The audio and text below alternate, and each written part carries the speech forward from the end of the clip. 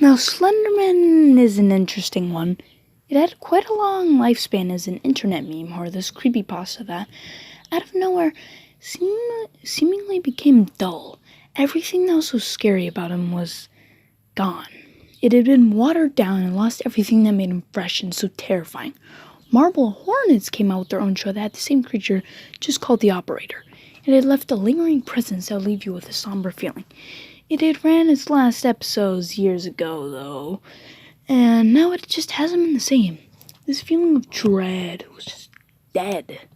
Now, the film that I say reinvented Slenderman came out a couple months before the film that killed Slenderman. But I think people will probably watch the film after anime, and hopefully Max Slenderman. Spoilers for the film. Just saying. Now, the first thing I want to talk about is the story. It's quite simple. 3 boys find out about Slenderman and end up too deep and start regretting it. It's simple, yet quite effective. Simple story for a not-so-simple character. So when it gets even more complex later with these things called proxies being introduced, the audience is okay with it.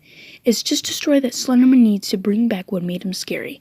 And the fact that it takes place in the protagonist's, multiple people, hometown, makes him feel more intruding and scary.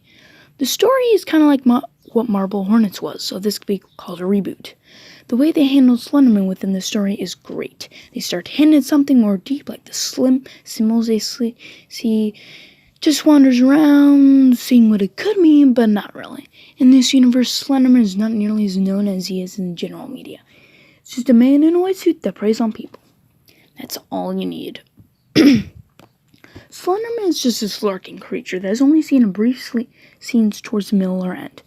The first being when 2 of the main characters are in the woods and you just see an outline of him, then you see him briefly. Then we cut back to another person wondering what happened, and we never learn what Slenderman really did to that person, leaving it open to interpretation. So it's the ending in a sense. So when the main character dies, with quotes, you are left kind of wondering, will he come back? What happened in the previous scenes regarding Slenderman? Why doesn't this person become a proxy? In the end, it almost seems hinted at. The film doesn't say whether or not. He just gets supposedly taken. His actions are suspicious, but we're thrown into something else. Everything else is gone, but they come back. What about this person? It's all open to interpretation. Marble Hornets attempted to have lurking Slenderman to great success. Just lingering shots and barely appear, which is the same for this film. You always anticipate when he comes, and when he attacks Kevin, it's well earned and sets up threat because later he appears fine. But he isn't. Slenderman has done something to him that we don't ever see. We just know something is right. Nothing is ever right in this film. Whether it be finding the creepypasta symbol in a random store, slaying Slenderman, and they just staring at them, while some people say he just stands there menacingly, he does more. You anticipate what he will do after lingering there, because he does something. Make them turn on each other, isolate or take them. While the Slenderman looks a little cheap, you only see that once, and then when we rewatch it, we might be brought back to the thought of what he really looks like. The idea that you're alone when you're facing your fears is a great message for a film, and another underlying idea or theme. The second thing I want to talk about is the characters. They're great. They're written in a manner that feels realistic, all of it, which makes it even more terrifying. The fact that these are just young boys trying to have some fun and learn a little about Slenderman, but they get too deep. Ugh. They seem so happy in the beginning act, just disregarding everything they hear and going openly in the woods. Slenderman is now stalking. Then after losing one of their friends, they get more serious and the somber tone sets in.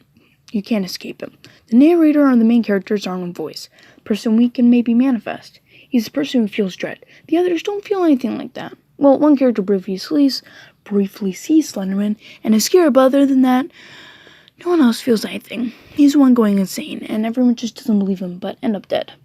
But they aren't incompetent. They just don't believe him and think he's crazy. He is, but they don't see. He's like the kid from The Sixth Sense. I mean, the other characters will eventually believe him, but it's like over an hour into the hour-and-a-half film, so it's already too late. But like I said, they aren't incompetent or stupid. They just aren't faced with Slenderman as much as the main characters. Also, this found footage, by the way.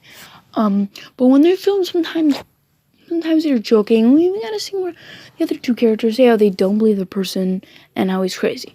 This again supports being alone when you face your fears. The characters are still real, even when things get unreal. They're just kids in way too deep and want to be safe in their home, but they never are. Honestly, the characters is one of the main reasons why I come back time and time back to this film. Also, another thing I kind of noticed is how one of the characters is in the poster, but he's kind of faded. This Camino slowly fades into madness as he is tormented by Slenderman, but he doesn't know it. Maybe.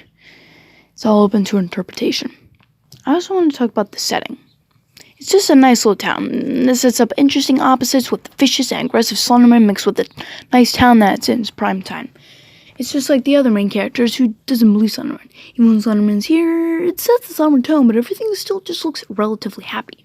Too happy, in fact. It has a big upbeat tone with open stores all night, which makes Slenderman look immediately funny, but he is intruding on the space and wants to ruin everything.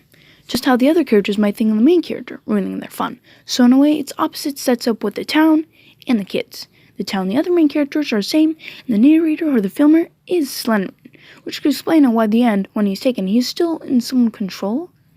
At least, that's what I think. The last thing I want to talk about is the anthology and the whole creepypasta universe thing. The director, Joshua Nelson, has claimed that this is like an anthology, or at least the next film, Jeff the Killers. It doesn't have anything to do with the previous installment, which might set up an anthology, which I think is cool.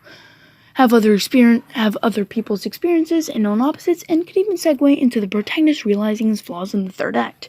Nothing like this has been done, while the second film only has one trailer as of recording. It could still set that up, and maybe the last film could be a nice ending narratively, because the narrative is what made their previous film best.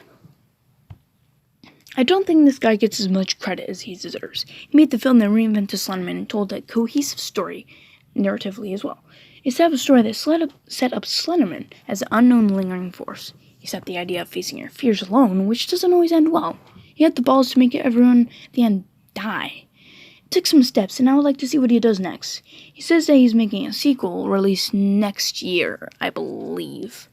But I'd like to see what he brings to the table. And he could still probably get away with the "it's open to interpretation" ending. So hi folks, hope you enjoyed this video. Yeah, I learned a lot.